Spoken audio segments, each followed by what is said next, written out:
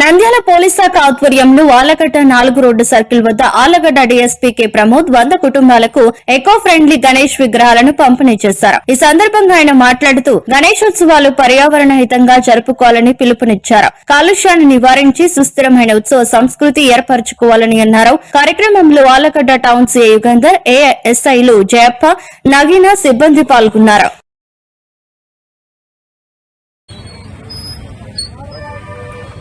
నమస్కారం.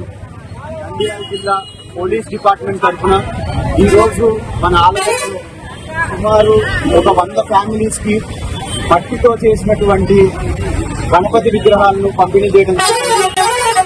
దీని ఉద్దేశం వచ్చేసి కాలుష్యానికి దూరంగా పర్యావరణానికి అనుకూలంగా అందరూ గణపతి ఉత్సవాలు చేసుకోవాలనే ఉద్దేశంతో ఎకో ఫ్రెండ్లీ గణపతి విగ్రహాలని ప్రమోట్ చేస్తూ ఈ కార్యక్రమం చేయడం జరిగింది. అలాగే ఆలగడ్డ పోలీస్ తరఫున ప్రజలందరికీ కూడా వినాయక చవితి శుభాకాంక్షలు తెలుపుకుంటున్నాం.